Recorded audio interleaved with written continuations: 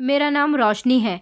कहते हैं कि शादी के बाद लड़का और लड़की का वज़न बढ़ जाता है, तो समझो दोनों शादी से खुश हैं। और ये भी कहते हैं कि जिसको शादी रास आ जाती है उनका वज़न बढ़ जाता है। मेरा पति बहुत अच्छा था। भले ही मेरी मर्जी के मुताबिक मेरी शादी नहीं की गई थी, लेकिन फिर भी वो देखने भालने का बहुत अच्छा था। उसको देखकर मुझे ऐसा लगता था जैसे उससे बेहतर इंसान मुझे शादी के लिए मिल ही नहीं सकता था। लेकिन मेरे हिसाब से तो मुझे ये शादी बिल्कुल भी रास नहीं आई थी, क्योंकि जब मेरी शादी हुई थी तो शादी के बाद मैं दिन ब दिन कमज़ोर होती जा रही थी। अभी मेरी उम्र ही क्या थी, मैं सिर्फ 25 साल की ही तो थी। एक दिन मैं डॉक्टर के पास चली गई और मैंने डॉक्टर को अपनी परेशानी बताई। डॉक्टर ने मेरे कुछ टेस्ट वगैरह करवाए, लेकिन उनको उनके सवाल का जवाब नहीं मिला। तो फिर मेरे कुछ और सीरियस टेस्ट करवाए गए। मुझे अभी से ही डर लग रहा था कि ये इतने बड़े बड़े टेस्ट क्यों करवा रहे हैं। फिर जब सारी रिपोर्ट्स इकट्ठी करके डॉक्टर के हाथ में पकड़ा दी गई, तो डॉक्टर ने मुझे अपने रूम में बुलाया और कहा कि हमें बड़ा अफसोस है, आप तो अभी बिल्कुल जवान हैं। हम सोच भी नहीं सकते कि आपके साथ कुछ ऐसा भी हो सकता है। कहते हैं कि जो लोग आपसे प्यार करते हैं उनकी आंखों में तो आपके लिए फिक्र नजर आती है, लेकिन जब किसी गैर की आंखों में भी आपके लिए फिक्र हो तो आप समझ जाइए कि आप किसी बहुत बड़ी मुश्किल का शिकार होने वाले हैं। जैसे कि ये डॉक्टर जो मेरे लिए फिक्रमंद हो रहे थे। मैंने डरते हुए शब्दों में डॉक्टर से कहा कि डॉक्टर, मेरे साथ क्या हुआ है? तो उन्होंने मुझे ऐसी खबर सुनाई कि मैं हैरान रह गई थी। और ये सब सुनकर तो और लोग भी हैरान रह गए थे कि आखिर ये सब कुछ कैसे हुआ, कि ये सब शादी की वजह से हुआ था। लेकिन मुझे तो कुछ भी समझ नहीं आ रहा था, मैं अब क्या करूं? मैं बचपन से ही अपने माता पिता की, दादा दादी की और अपने पूरे ही परिवार की लाडली रही थी। मैं अपने खानदान की इकलौती बेटी थी। हमारे परिवार में ज्यादातर बेटे ही पैदा हुआ करते थे। मेरे पापा मेरे दादाजी के सबसे बड़े बेटे थे। मेरे 3 चाचा और भी थे और लगभग सभी चाचा की शादी हो चुकी थी।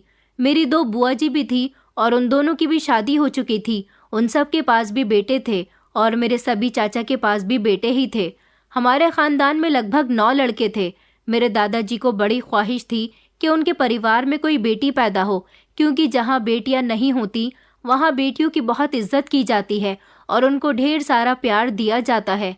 वैसे तो मैं जिस गांव से बिलोंग करती थी वहाँ के लोग आपस में बड़े ही प्यार मोहब्बत के साथ रहा करते थे। हमारे गांव में शहर के लोगों की बहुत इज्जत की जाती थी।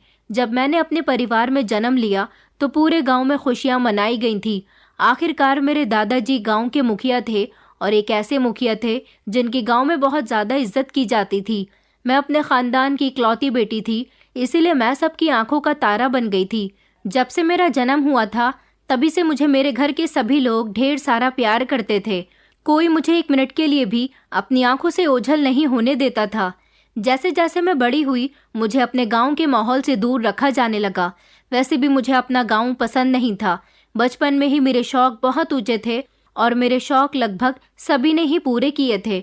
मुझसे सब इतना प्यार करते कि अगर मैं किसी से कोई एक चीज़ मांगती तो मेरे लिए वही चीज़ पूरा परिवार ले आता था।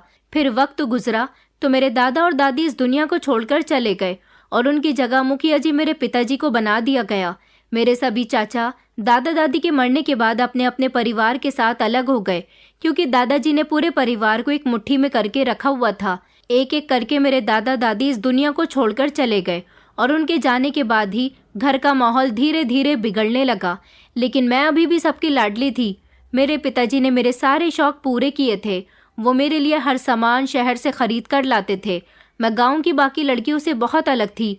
हमारे गांव की लड़कियां बड़ी ही सादी जिंदगी गुजार रही थी, लेकिन मैं 10,000 की आबादी वाले गांव में इकलौती एक ऐसी लड़की थी जिसके नखरे बहुत ज़्यादा थे और जिसके नखरे उसका पूरा परिवार उठाता था। एक ऐसी लड़की जिसकी किस्मत सबसे अलग थी, जिसकी किस्मत पर सब लोग गर्व करते थे और सोचते थे कि काश ऐसी किस्मत हमारी भी होती। मैं अपने आप में ही घमंडी थी। मेरी माँ बहुत सुंदर थी और मैंने उनकी ही सुंदरता पाई थी।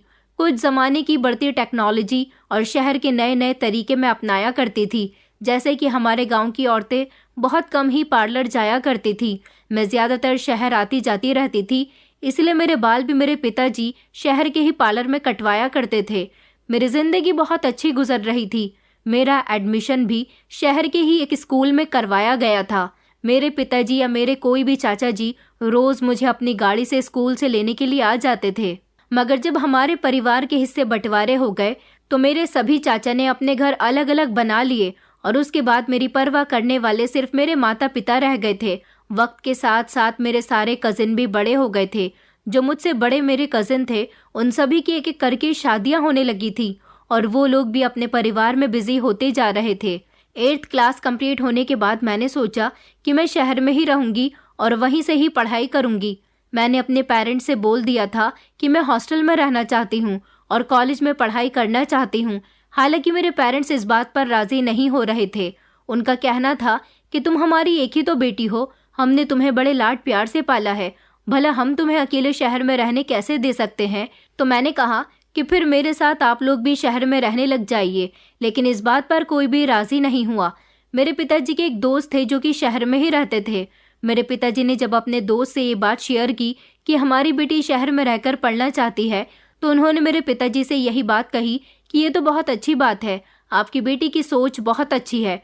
अगर वो यहाँ रहकर पढ़ना चाहती है तो इसमें कौन सी बड़ी बात है। वैसे भी ना जाने कितनी दूर दूर से आकर लड़के लड़कियाँ हॉस्टल में रहते हैं। अपनी पढ़ाई पूरी करने के बाद ही वो अपने घर जाते हैं। लेकिन मेरे पिताजी को डर इस बात का था कि वो अपनी बेटी को अकेले शहर में कैसे छोड़ सकते थे। उनके दोस्त ने उन्हें यही समझाया कि सिर्फ तुम्हारी ही बेटी अकेली ऐसी नहीं है जो यहाँ रहकर पढ़ाई करेगी। न जाने ऐसी कितनी लड़कियां हैं जो किसी गांव में, किसी जिले या फिर किसी दूसरे शहर से आकर यहाँ के बड़े बड़े कॉलेज और यूनिवर्सिटी में पढ़ाई कर रही हैं।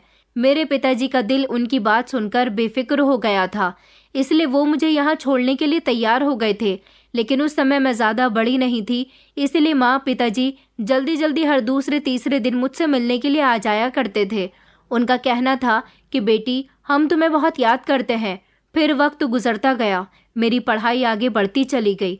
उन लोगों को मेरे बिना रहने की आदत हो गई। वो लोग महीने में एक बार मुझसे मिलने के लिए आ जाया करते थे और मैं भी छुट्टियों में अपने गांव चली जाती थी। लेकिन शहर में रहते हुए और शहर के माहौल में घुल मिल जाने के बाद मुझे अपना गांव बिल्कुल भी अच्छा नहीं लगता था।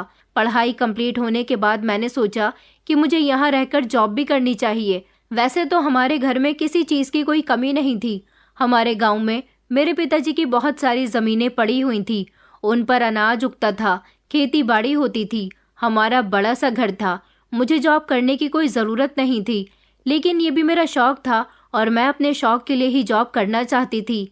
ये बात जब मैंने अपने माता पिता से शेयर की तो उन लोगों ने मुझे इस बात के लिए मना भी किया, लेकिन मेरी ज़िद के आगे उनकी एक न चलती थी और उन्होंने मेरी इस बात को भी स्वीकार कर लिया। अब मेरी पढ़ाई पूरी हो चुकी थी, मैं जवान हो गई थी और मुझे नौकरी करते हुए 2 साल हो गए थे।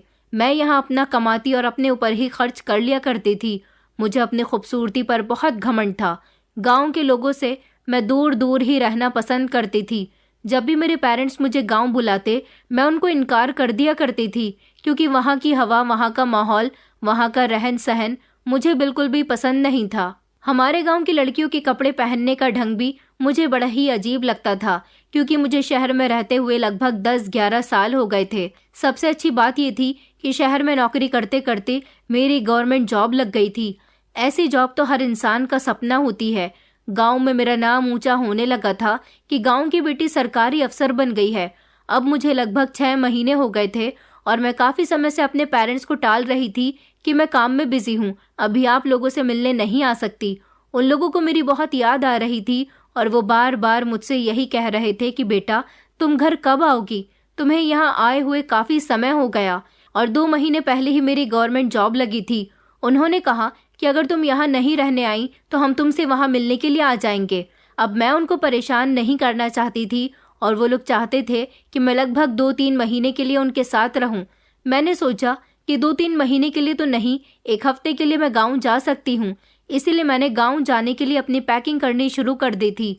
मैं जब गांव पहुंची तो मेरे माता पिता के बिहेवियर ने मुझे हैरान कर दिया था।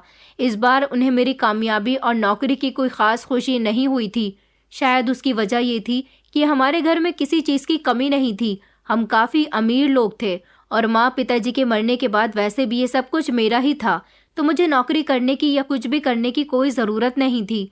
इसीलिए मेरी ये नौकरी मेरे माता पिता के लिए कोई मायने नहीं रखती थी। लेकिन मेरे माता पिता के दिल में सिर्फ एक ख्वाहिश बाकी थी और वो थी मेरी शादी। मुझे लगा ये उनके लिए सबसे बड़ी समस्या थी। हालांकि मैं खुद को अभी इस काबिल नहीं समझती थी। मैं अभी शादी नहीं करना चाहती थी। मेरा मानना था कि लड़कियों को पहले अपनी ज़िंदगी को फुल एंजॉय कर लेना चाहिए, उसके बाद ही शादी करनी चाहिए। लेकिन इस बार मेरे घर में आते ही मेरे मम्मी पापा ने मुझे अपनी मर्जी सुना दी थी कि हम तुम्हें अब वहाँ नहीं भेजेंगे, अब हम तुम्हारी शादी करना चाहते हैं। मैंने उन्हें समझाने की बहुत कोशिश की कि माँ पिताजी, मेरी अभी उम्र ही क्या है, मैंने तो अभी नौकरी करनी शुरू ही की है और आपको नहीं पता कि गवर्नमेंट जॉब के लिए मैंने क्या क्या नहीं किया। वैसे भी जिंदगी के इतने बड़े फैसले के लिए थोड़ा वक्त देना जरूरी है। लेकिन उनका जवाब बहुत ही सिंपल और सीरियस था। उन्होंने कहा कि तुम्हारी जिद पर हमने तुम्हें शहर भेजा, जबकि हमने कभी तुम्हारी शिक्षा को जरूरी नहीं समझा। हमने अपनी जमीनों की देखभाल को ही अपनी जिंदगी का असल मकसद माना है। तुमने नौकरी कर ली, ये तुम्हारी मेहनत है, मगर शादी हमारा फैसला है। उस समय मुझे उनकी बातों से आइडिया हो रहा था कि ये समस्या बहुत पुरानी थी। उन्होंने मेरे लिए लड़का भी देख लिया था और मेरा रिश्ता भी पक्का कर दिया था। और वो लड़का कोई और नहीं, हमारे गांव के जमींदार जी का बेटा राजपाल था, जो मुझे बिल्कुल भी पसंद नहीं था। लेकिन हमारे गांव के लड़के लड़कियों के रिश्ते बचपन में ही तय कर दिए जाते थे। उन्हीं उसूलों के हिसाब से मेरे माता पिता ने भी मेरा रिश्ता गांव के सबसे अमीर इंसान के बेटे के साथ लगा दिया था। राजपाल देखने में अच्छा था, लेकिन वो पढ़ा लिखा नहीं था। उसके पास गांव की बहुत सारी जमीनें थीं। वो हमसे भी ज्यादा अमीर पिता का बेटा था। ये बात तो मैं पहले से ही जानती थी, लेकिन मैंने सोचा था कि मैं शहर के किसी पढ़े लिखे और अच्छे लड़के से शादी करूंगी, अपने पेरेंट्स को मना लूंगी। वैसे भी बचपन से लेकर अब तक उन्होंने मेरी हर बात को माना है, मगर ये बात मेरे पेरेंट्स मानने के लिए तैयार नहीं हो रहे थे। उनका कहना था कि तुम्हारी शादी राजपाल से ही होगी और अब हम तुम्हारी शादी करके ही तुम्हें शहर भेजेंगे। उन्होंने मुझे अब भी राजपाल का फोटो दिखाया। वो सच में बहुत अच्छा था। सुना था कि वो एक अच्छा, समझदार और इज्जतदार इंसान है। खुद से सवाल किया कि क्या ये मेरी जिंदगी का सही फैसला होगा। मेरी जिंदगी में इस समय किसी और लड़के की मोहब्बत नहीं थी और यही वजह थी कि मैंने अपने माता पिता की बात मानने का फैसला कर लिया था, क्योंकि वो लोग इस बार अपने फैसले पर अटल थे। बचपन से लेकर अब तक उन्होंने मेरी हर बात मानी थी और उनका कहना था कि मैंने उनकी बात नहीं मानी तो शायद मेरे परिवार से मेरा रिश्ता कमज़ोर हो जाएगा। मेरे लिए मेरे माता पिता से बढ़कर कुछ भी नहीं था, इसीलिए मैंने उनकी मर्जी पर अपना सर झुका दिया था। मगर मैंने उनके सामने एक शर्त रखी थी कि शादी के बाद मैं शहर जाकर अपनी नौकरी ऐसे ही करूंगी जैसे अभी कर रही हूँ, और मेरा पति भी मेरे साथ शहर ही जाएगा। मैं यहाँ गाँव में नहीं रहूंगी, क्योंकि मेरा शहर में रहना ज़रूरी है। मगर उनका जवाब मेरी सोच के मुताबिक था। उन्होंने कहा कि राजपाल इस गांव की मिट्टी का पला बड़ा है, उसका और उसके पिता का कारोबार भी यही है। वो अपने माता पिता का इकलौता बेटा है। उसके परिवार वाले चाहते हैं कि उनके बेटे की शादी हो जाए और बहू उनके घर में आ जाए, और तुम गांव छोड़कर जाने की बात कर रही हो, यहाँ तक कि तुम उनके बेटे को भी अपने साथ लेकर जाने की बातें कर रही हो। मैंने मम्मी पापा से कहा कि मेरी शर्त तो यही है, अगर आप लोग मेरी शर्त मानना चाहते हैं तो मैं शादी करूंगी, वरना मैं राजपाल से शादी नहीं करूंगी। मेरी बात पर मम्मी पापा खामोश हो गए थे। उन्होंने कहा, तो फिर हमें राजपाल और उसके माता पिता से इस बारे में बात करनी होगी। मैंने कहा था कि हाँ, अगर राजपाल राजी हो जाता है तो फिर मैं शादी करके यहाँ कुछ दिन रहकर राजपाल के साथ शहर चली जाऊंगी। अगले ही दिन मेरे माँ पिताजी राजपाल के परिवार और उससे बातचीत करने के लिए चले गए थे। मैंने सोच लिया था कि राजपाल कभी भी इस गांव से जाने के बारे में नहीं सोचेगा और इस रिश्ते से साफ इनकार कर देगा। कुछ ऐसा ही रिएक्शन उसके पेरेंट्स का भी होगा। लेकिन जब माँ पिताजी घर आए और उन्होंने मुझे बताया कि राजपाल तुम्हारे साथ शहर चलने के लिए तैयार है, बल्कि वो तो बहुत खुश हो रहा था कि शादी के बाद वो अपनी पत्नी के साथ शहर जाएगा, मैं तो माँ पिताजी की ये बात सुनकर हैरान रह गई थी। फिर मैंने सोचा कि चलो अच्छी बात है, मेरा पति शहर जाएगा तो उसे वहाँ की थोड़ी हवा लगेगी और मैं उसे यहाँ के माहौल से निकालकर अपने जैसा बना लूँगी। वैसे तो ये फैसला मेरे लिए आसान नहीं था, लेकिन फिर भी मैंने सब लोगों की बात मान ली थी और अपने आप को तसल्ली दी थी कि सब कुछ ठीक हो जाएगा। मगर मैं ये नहीं जानती थी कि मेरी ज़िंदगी मुझे कहाँ से कहाँ ले जाएगी।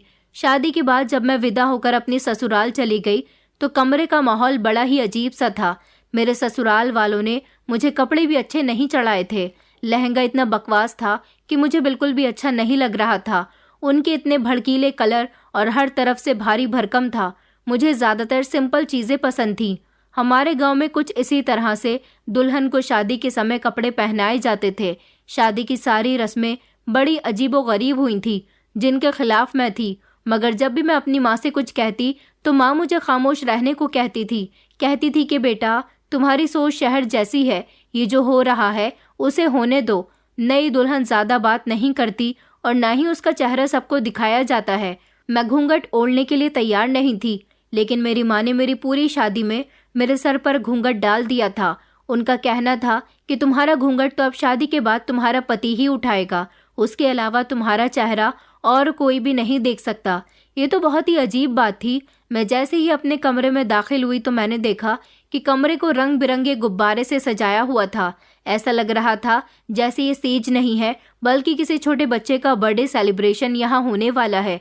जिस तरह के कागज मेले में लटके होते हैं, कमरे को अजीब तरह से डेकोरेट किया गया था। मैं हैरान थी कि आखिर इस सब की क्या जरूरत थी। मैंने सोचा कि शहर में तो कोई भी दूल्हा दुल्हन के कमरे को इस तरह से नहीं सजाता। मैं चारों तरफ नजर घुमाकर कमरे को देख रही थी।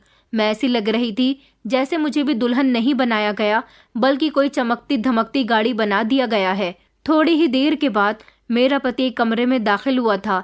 सबसे ज्यादा हंसी तो मुझे अपने पति को देखकर आई थी, जो दुल्हा नहीं बल्कि पूरा जोकर लग रहा था। मैंने अपने पति के घूंघट उठाने से पहले ही खुद उठा दिया और कहा, ये तुम क्या पहन रहे हो कि तुमने अपनी क्या हालत बनाई हुई है। राजपाल, तुम दूल्हा नहीं बल्कि जोकर लग रहे हो। ये कहकर मैं जोर जोर से हंसने लगी। मैंने देखा कि उसके चेहरे का रंग उड़ गया। वो कहने लगा कि मैं तुम्हें अच्छा नहीं लग रहा।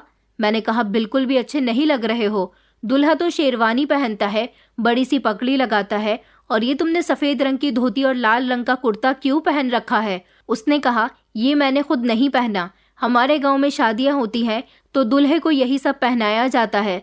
मैंने कहा, तुम्हें भी तो इस सब के खिलाफ आवाज उठानी चाहिए थी। क्या तुम नहीं जानते कि तुम्हारी शादी किस लड़की के साथ हो रही है। मेरी बात सुनकर वो बेचारा शर्मिंदगी महसूस कर रहा था, और मैंने कमरे को देखकर भी कहा कि कमरे की क्या हालत बनाई हुई है। मैं फौरन ही खड़ी हुई और मैंने सारे गुब्बारे और पट्टियां अपने हाथों से छुटाकर जमीन पर गिरा दी। वो कहने लगा, ये आप क्या कर रही हो। आपके आने की खुशी में मैंने ये कमरा कितनी मोहब्बत से सजाया था। मैंने कहा, अरे बेवकूफ़, इस कमरे की डेकोरेशन तुमने की थी। मैंने कहा, मेरे साथ रहकर तुम्हें अपनी सोच बदलनी होगी। गांव की हरकतें करना बंद करो। मैं भी ये कपड़े चेंज करने जा रही हूँ। मुझे तो दुल्हन नहीं बल्कि कार्टून बना दिया गया। मुझे गुस्सा आया और मैं फौरन ही बाथरूम में कपड़े चेंज करने के लिए आ गई थी। मैं जब बाथरूम से कपड़े चेंज करके वापस आई तो मैंने देखा कि मेरे पति का चेहरा लटका हुआ था और वो बिस्तर पर एक तरफ बैठा था। मैंने कहा, तुम भी अपने कपड़े चेंज करो और सो जाओ। उसकी आंखों में हैरानी साफ झलक रही थी। शायद उसने कभी सोचा भी नहीं था कि उसकी पत्नी शादी की पहली रात उसे इस तरह बेइज्जत कर देगी। मैंने तो उसके साथ प्यार मोहब्बत की कोई भी बात नहीं की थी। मैंने कमरे में लगे सारे गुब्बारे भी उतार दिए थे। राजपाल एक तरफ बैठा ये सब करते हुए मुझे देख रहा था। राजपाल के चेहरे पर थकावट और गम दोनों ही साफ मुझे नजर आ रहे थे, लेकिन उसने एक शब्द की भी शिकायत नहीं की। अगले दिन जब मेरी आंख खुली तो ससुराल में एक अजीब सा शोर मचा हुआ था। मेरी सास को इस बात पर गुस्सा आ रहा था कि मैंने कमरे की सारी सजावट खराब कर दी थी। ये शिकायत मेरे ससुराल वालों ने मेरे मायके तक पहुंचा दी थी। मेरी इस गलती पर माँ पिताजी ने भी मुझे डांट लगाई थी। मैंने अपने ससुराल वालों से तो कुछ नहीं कहा था, लेकिन अपने माँ पिताजी को बोल दिया था कि वो सब देखकर मुझे ऐसा लगा जैसे मैं किसी मेले में आ गई हूँ। आप लोग इन सब चीज़ों से कब निकलेंगे। गांव के लोगों को भी अब इन चीज़ों की समझ आने लगी है और आप लोग अभी भी वही पुराने ख्याल के साथ जाहिलों की तरह पड़े हुए हैं। मेरी बात सुनकर मेरी माँ के चेहरे पर एक गहरी नाराजगी छा गई थी। वो कहने लगी कि हमें जाहिल ही समझो। आखिर तुमने 10-11 साल शहर में गुजार लिए हैं तो हम तुम्हारी नज़र में जाहिल हो गए। मैं उनकी बात पर खामोश हो गई थी, लेकिन मेरे दिल में अभी भी ये सवाल उठ रहा था कि ये सब कब बदलेगा। जैसे तैसे मैंने अपने गांव में 8 दिन गुजार लिए थे, मगर अब मुझे शहर जाना था। इसलिए मैंने अपने ससुराल वालों से कह दिया था। राजपाल इतना अच्छा था कि उसने इन 8 दिनों में मेरा बहुत ख्याल रखा था। ना तो उसने मुझे घर का कोई काम करने दिया था और वो हर वक्त मेरी इज्जत करता रहता था। मुझे बिल्कुल किसी महारानी की तरह ट्रीट करता था। उसने मुझसे कहा था कि वो सारी जिंदगी मेरा बहुत ख्याल रखेगा और मेरे लिए एक ढाल बनकर मेरे साथ खड़ा रहेगा। मैं उससे जैसा कहती वो वैसा ही किया करता था। वो एक अच्छा इंसान था। मेरे माता पिता भी राजपाल से बहुत खुश थे। उसने जल्द ही उनका दिल जीत लिया था। और साथ ही साथ मेरा भी। राजपाल सारी जिंदगी गांव में रहता था, इसलिए उसे शहर की जिंदगी के बारे में ज़्यादा कुछ पता नहीं था, लेकिन वहां जाने के बाद उसे एडजस्ट होने में थोड़ा समय लगेगा। वो मेरे साथ मेरे ही फ्लैट में रहने लगा था, लेकिन मैं सारा दिन नौकरी पर होती थी, इसलिए वो अकेला ही फ्लैट में रुक जाया करता था। मगर वो बेचारा फ्लैट के सारे काम करता था, मुझे कोई काम नहीं करने देता था। मैं रात को थकी हारी घर वापस आती तो मेरे लिए जैसा भी खाना बन पाता बना लिया करता था। उसे मेरा बहुत ख्याल होता था। मुझे लगा शायद वो कुछ दिन बाद यहाँ एडजस्ट हो जाएगा, लेकिन मेरा ये ख्याल गलत साबित हुआ था। वो हमेशा अपने माता पिता को याद किया करता था और बार बार मुझसे कहता कि हमें गांव चलना चाहिए। मैं यहाँ नहीं रह सकता, यहाँ मुझे कुछ भी अपना नहीं लगता। मैंने उसे समझाने की बहुत कोशिश की, मगर वो मेरी कोई भी बात समझने के लिए तैयार नहीं था। वो हमेशा गांव की ही बातें करता रहता था, कभी अपने घर वालों को याद करता। राजपाल की इस हालत ने मुझे उलझन में डाल दिया था। वो हमेशा मेरे साथ रहता और कहता कि तुम्हारी इज्जत करना और तुम्हारा ख्याल रखना मेरी जिम्मेदारी है, मगर मैं यहाँ शहर की भीड़ में तुम्हें अकेला छोड़कर नहीं जाने दे सकता। मैंने उसे कहा था कि तुम्हें गाँव जाना है तो तुम अकेले जा सकते हो, लेकिन मैं यहाँ ही रहूंगी। यहाँ नौकरी करते हुए मेरी जिंदगी बहुत अच्छी गुजर रही थी। राजपाल का घर में मन नहीं लगता तो वो मेरे साथ ऑफिस जाने लगा था, लेकिन वहां जाने के बाद वो बहुत ही अजीब अजीब हरकतें करता था। उसे तो किसी से बात करने की तमीज तक नहीं थी। मेरे साथ के लोग और दोस्त उसे मेरे साथ देखकर मेरी मजाक बनाया करते थे, क्योंकि उसके कपड़े पहनने का तरीका भी शहर के लोगों से बहुत अलग था। ये सब देखकर मुझे अजीब सी शर्मिंदगी का सामना करना पड़ता था। इसलिए मैंने उसे मना किया कि मैं अपने दोस्तों के सामने तुम्हें नहीं ले जा सकती, तुम यहीं घर में रहा करो। मेरे ऐसा कहने पर एक दिन उसने मुझसे झगड़ा किया और वो कहने लगा कि मैं अब तुम्हारे साथ यहाँ नहीं रह सकता, मुझे मेरे गांव जाना है। मैंने उसे कह दिया कि तुम यहाँ से जा सकते हो, लेकिन मैं तुम्हारे साथ नहीं जाऊंगी। उसने कहा कि मैं तुमसे अलग नहीं हो सकता, तुम्हें मेरे साथ चलना होगा। मगर मैंने उससे लड़ झगड़ कर जबरदस्ती उसे गाँव भेज दिया।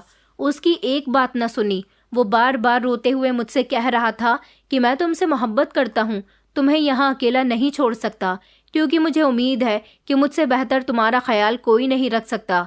मैंने कहा मैं तुम्हें यहाँ अपने साथ नहीं रहने दे सकती, क्योंकि तुम यहाँ की जगह डिजर्व नहीं करते। अब उसके साथ मेरी बहुत मजाक बनने लगी थी। आखिर मैं कब तक सबसे उसे छुपा कर रखती। सब लोगों को पता चल गया था कि वो मेरा पति है, और अपने कई दोस्तों के सामने भी मैं उसकी इंसल्ट भी कर चुकी थी, क्योंकि मेरे फ्लैट पर मेरे दोस्त आते जाते रहते थे। उसकी वजह से मेरे दोस्तों को मैं अपने फ्लैट पर भी अब नहीं बुला पा रही थी। एक दिन मेरे दोस्त मेरी इजाज़त के बिना वहां आ गए और उन्होंने राजपाल को देख लिया। राजपाल ने उनको बता दिया कि मैं रोशनी का पति हूँ।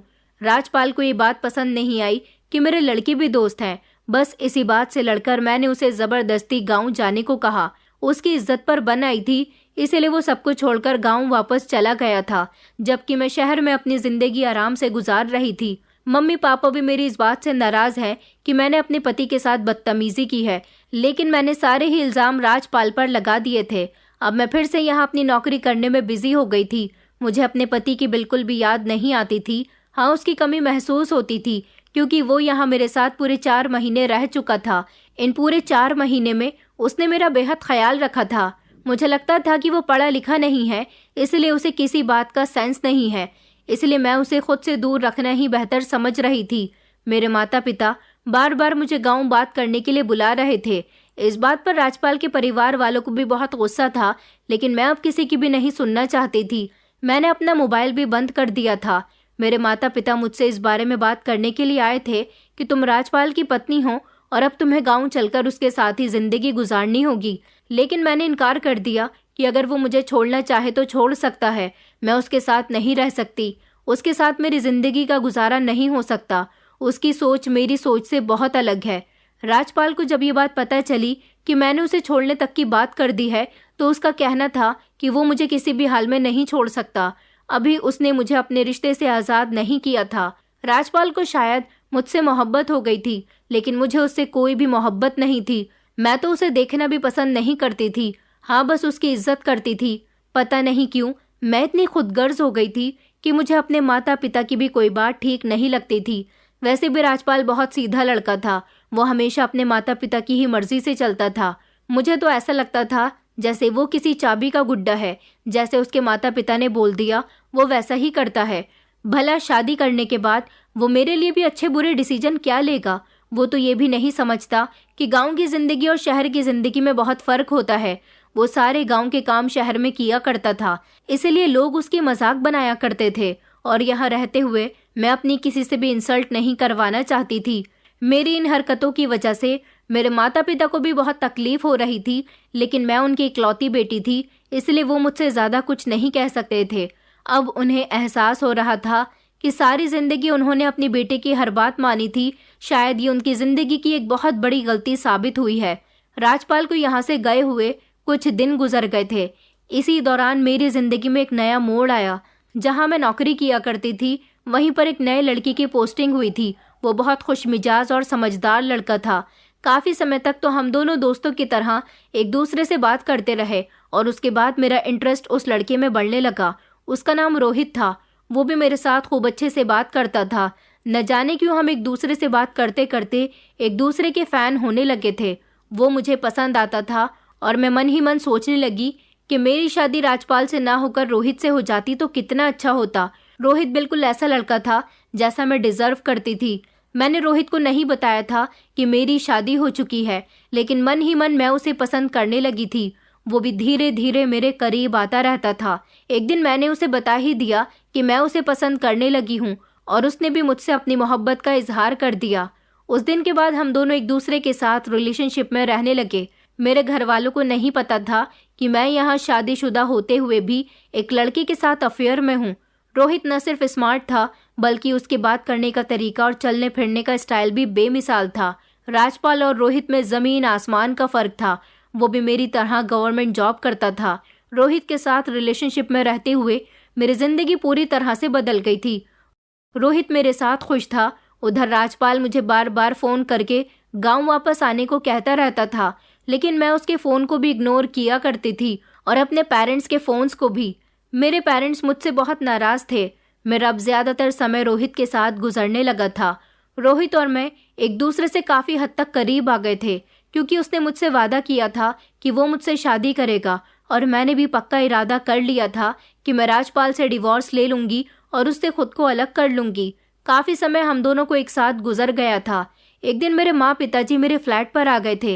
ये तो अच्छा हुआ, उस दिन रोहित मेरे साथ वहाँ मौजूद नहीं था। उन्होंने मुझसे बात की और कहा कि आज हम तुम्हें यहाँ से लेने के लिए आए हैं। उधर राजपाल तुम्हारे लिए परेशान हो रहा है। तुमने यहाँ शहर में उसे बहुत बेवकूफ़ बनाया। वो दोबारा तुम्हारे पास नहीं आना चाहता और हम भी नहीं चाहते कि तुम्हारा रिश्ता उसके साथ ख़त्म हो जाए।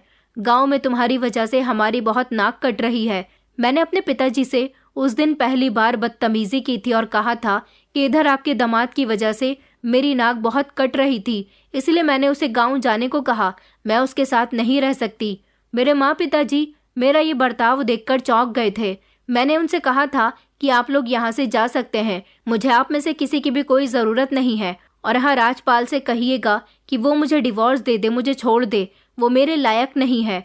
मेरे माँ पिताजी को बहुत गुस्सा आया था, मगर वो मेरे फ्लैट से शर्मिंदा होते हुए वापस गए थे, क्योंकि मैं उनके साथ ना तो ढंग से बात कर रही थी और ना ही मैंने उनको बैठने के लिए कहा था।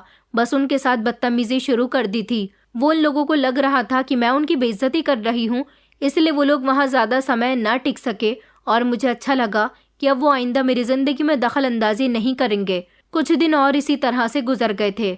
मेरे माँ पिताजी ने मुझसे दोबारा कोई कांटेक्ट करने की कोशिश नहीं की थी, लेकिन अब मेरी तबीयत कुछ गिरी गिरी सी रहने लगी थी और मुझे कुछ अच्छा भी नहीं लगता था। मैं दिन ब दिन कमज़ोर होती जा रही थी। मैं यही बात जब रोहित से कहती तो वो मेरी बात को इग्नोर कर दिया करता था। मैंने उससे कई बार कहा था कि मैं कमज़ोर होती जा रही हूँ, मुझे बहुत कमज़ोरी महसूस होती है, पता नहीं मुझे क्या हो गया। वो मुझसे कहता कि तुम्हें मैं ये कैसे बता सकता हूँ कि तुम्हें क्या हो गया, मैं डॉक्टर थोड़ी ना हूँ, तुम खुद डॉक्टर के पास चली क्यों नहीं जाती।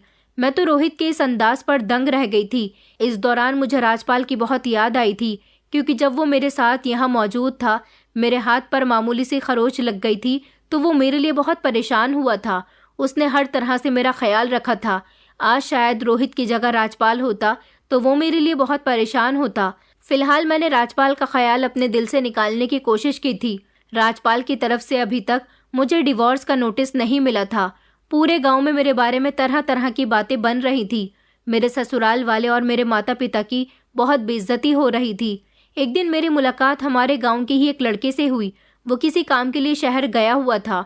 उसने मुझसे कहा कि अरे रोशनी, हमने सुना है कि तुमने राजपाल को छोड़ दिया। मैंने उससे बड़े घमंड के साथ कहा कि हाँ, मैं उसे छोड़ चुकी हूँ, उसके साथ मेरा कोई संबंध नहीं है। उसने कहा कि उसके साथ ऐसा मत करो, वो बेचारा तुम्हारे लिए बहुत परेशान है, दिन रात तुम्हारे लिए रोता रहता है। वो तो यहाँ शहर आने की बहुत कोशिश कर रहा है ताकि वो यहाँ आकर तुमसे बात कर सके, मगर उसके माता पिता ने उसको रोक लिया। मैंने उसकी बात को इग्नोर किया। वैसे भी मैं ये सोच चुकी थी कि मैं अब अपनी ज़िंदगी अपने हिसाब से जीऊंगी और रोहित से शादी कर लूंगी, लेकिन मैं जब भी रोहित से शादी की बात करती वो बात को टाल दिया करता था। हम दोनों एक साथ एक ही फ्लैट में पति पत्नी की तरह रहा करते थे, मगर वो मुझसे शादी करने के लिए राजी नहीं हो रहा था। मैं दिन ब दिन अब कमज़ोर होती जा रही थी। कई बार तो मुझे ऐसा लगा जैसे मौसम चेंज होने की वजह से मुझ में ऐसी कमियां आ रही हैं। मुझे खांसी और ज़ुकाम भी बहुत ज़्यादा हो गया था, और वो भी ऐसा कि ख़त्म होने का नाम ही नहीं ले रहा था। मेरे लिए ये अजीब बात थी। इधर रोहित दिन ब दिन मुझे इग्नोर कर रहा था। उसे जब मेरी ज़रूरत होती तब वो मेरे पास मुझसे मिलने के लिए आता था, लेकिन अब वो ज़्यादातर मुझे इग्नोर ही करता था। कहता कि मैं काम में बिजी हूँ, मेरा फ़ोन भी नहीं उठाता था और ना ही मुझसे मिलने के लिए आ रहा था। मैं उससे कहती थी कि मुझे डॉक्टर के पास लेकर चलो, मेरी तबीयत ठीक नहीं है। उसने कहा कि तुम्हें डॉक्टर के पास ले जाने के लिए मेरे पास टाइम नहीं है, तुम कोई छोटी बच्ची नहीं हो, खुद भी तो डॉक्टर के पास जा सकती हो। उसकी बात सुनकर मैं खामोश हो गई थी। मुझे राजपाल की बहुत याद आ रही थी। वो मेरा कितना ख्याल रखता था, और रोहित था कि मेरी बीमारी के समय में मुझे पलटकर भी नहीं देख रहा था। मेरा वजन भी अब 51 किलो हो चुका था। जो भी मुझे देखता मेरी सेहत को नोटिस करता था। मुझे खुद को भी लग रहा था कि मेरा कमज़ोर होना कोई आम बात नहीं है, शायद कोई अंदरूनी बीमारी हो सकती है जो मुझे अंदर ही अंदर खा रही हो। इसलिए मुझे अपना चेकअप करवाना चाहिए। मैं डॉक्टर के पास चली गई थी। इस दौरान मेरे साथ रोहित नहीं था, बल्कि उसे तो कई दिन गुजर गए थे मुझसे बात तक किए हुए। मैं जब घर जाती थी तो राजपाल मेरे लिए खाना बनाकर तैयार कर दिया करता था, घर के सारे कामकाज भी कर दिया करता था।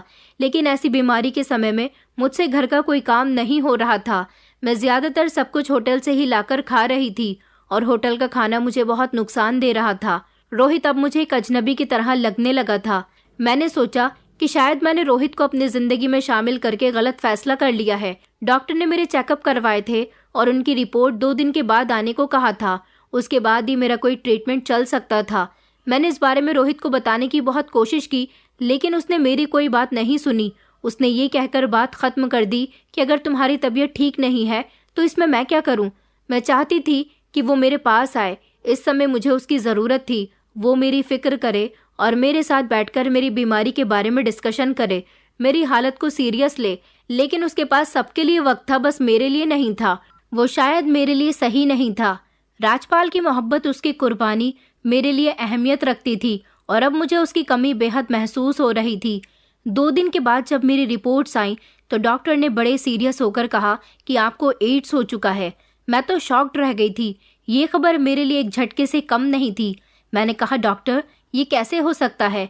डॉक्टर ने कहा कि तुम्हारी इम्यूनिटी बहुत कमज़ोर हो गई है और ये बीमारी तुम्हें किसी के थ्रू लगी है।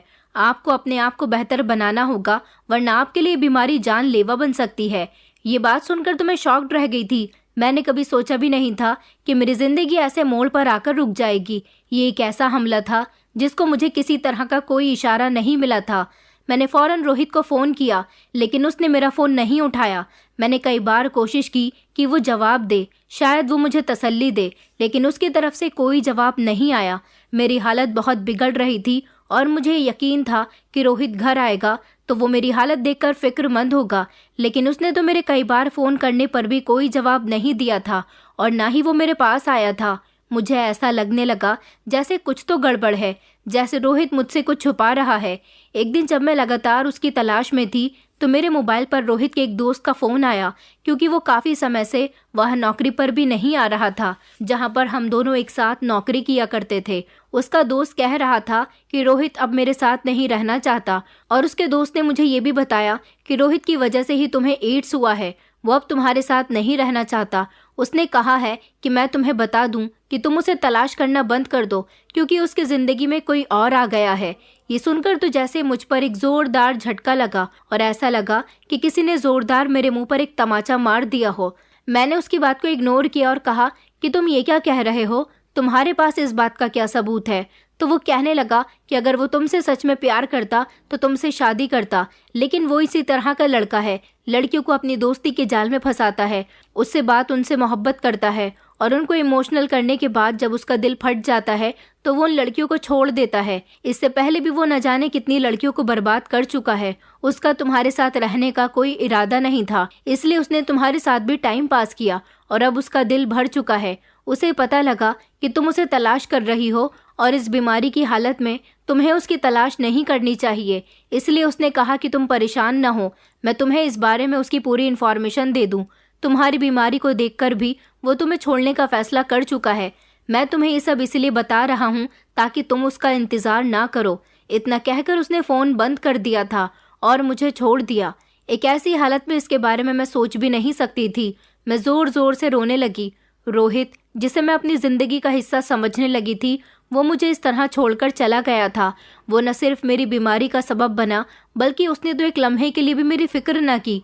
रोहित का मेरा साथ छोड़ना मुझे बहुत ज़्यादा तकलीफ दे गया था, लेकिन साथ ही मैंने ये भी सोच लिया था कि मैं अपनी बिखरी हुई ज़िंदगी को दोबारा सही कर सकती हूँ।